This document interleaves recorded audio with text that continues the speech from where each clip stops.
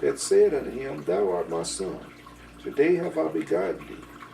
As he saith also in another place, Thou art a priest forever, after the order of Melchizedek. Melchizedek was none other than Shem in the Old Testament, son of Noah,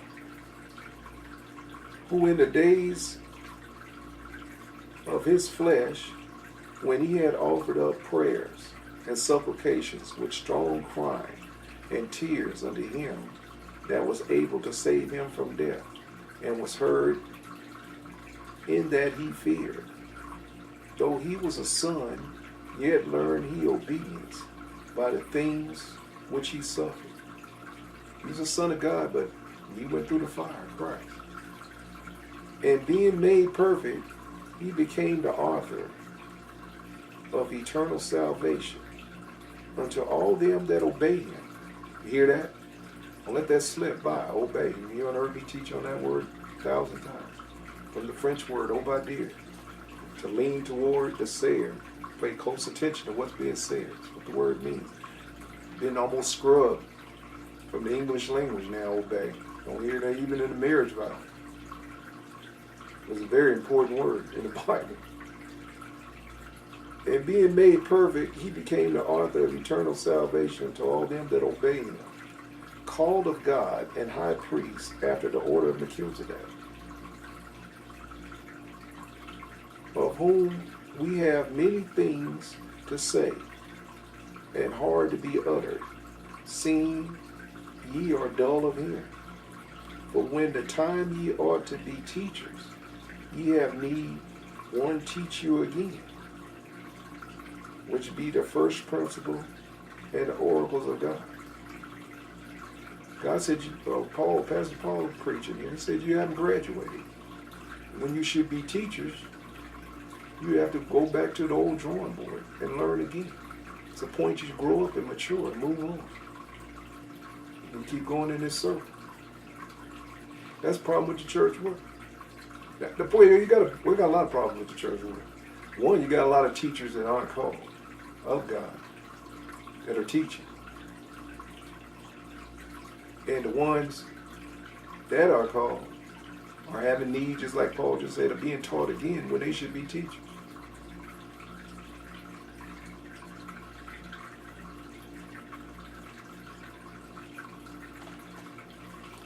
All right.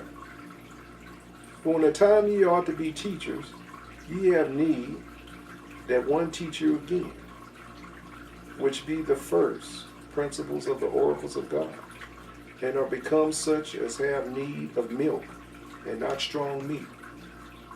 Got a lot of Christian babies in the church world that's been babies for 30, 40, 50 years, sit up in the church hooping, hollering, still sucking on a tip, haven't matured at all, still on the milk. You done met a lot of them.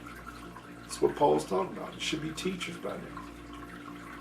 But you still gaga, goo goo, da da da in the church. Haven't matured. Don't understand this is warfare. Don't understand this is a battlefield. You're in a Christian nursery. Babies teaching babies.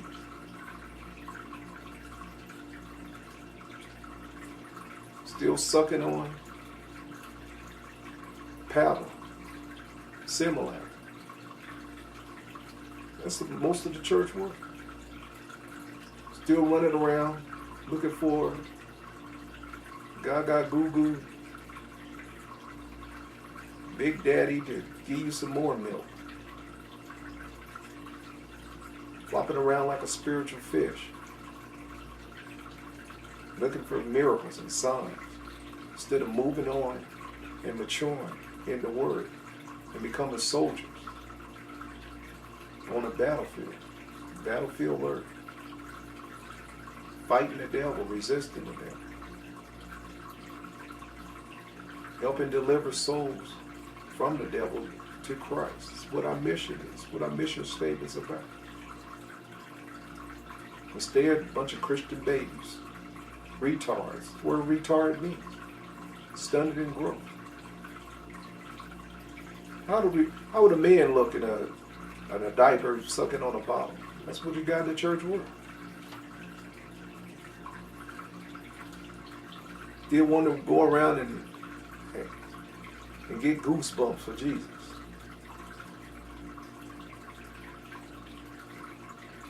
Speaking in tongues and all the gifts. That's where they camp at. Don't leave. Don't go on. Show me a sign. Looking for miracles. Looking for a Dr. Feelgood. Massage their big fat ego. And turn God into a genie in a bottle. Cater to their needs. That's most of the church work. They ain't spiritual warriors on the battlefield, resisting the devil, pushing him back, him and his minions, taking ground from the devil, taking ground back from the devil that he took. That's what our mission statement is. Rescuing souls behind enemy lines, bringing them to Christ, delivering them from Satan's wiles and his snares.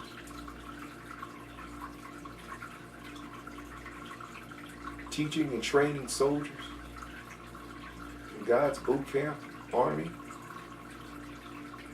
so they can go and train and teach other soldiers and have a victorious church. Christ said, when I come, when I find faith in her, who are we supposed to be teaching? Faith.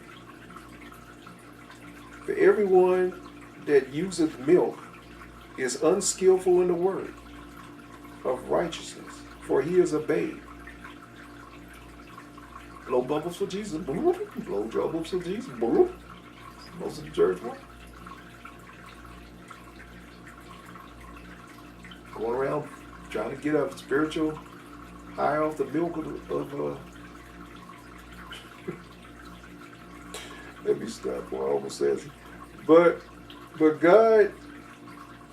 strong meat belongeth to them that are of full age, even those whose by reason of use have their senses exercised to discern both good and evil.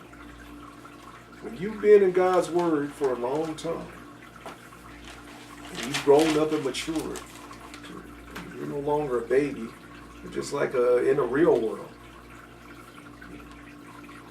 Become a man of God and a woman of God. You can discern evil and spot. The Bible said to try the spirits to see if they're of God. You can judge the spirits right and quickly when your senses have been exercised in God's word long. Satan usually operates through his minions, which are people, that he brings in your life. And you can discern a true messenger of God, the word of God. You won't be confused and led about with a slave with a lot of these Rufus Glitter teas, Smiley Sauls, New Age babies. They can't fool you either. See right through them. Want to mature in God's word. Now, that's Hebrews. That's part 2. I read 3 books. Pick up at chapter 6. As always, we end this with giving. If I taught you, you owe. If not, stick around. You'll be taught and you'll owe. Go to streetpriestministries.org. Give you tithes, first fruits, alabaster box, including with even pastors. Good day, good evening, good night to you. May you grow in faith in Jesus' name.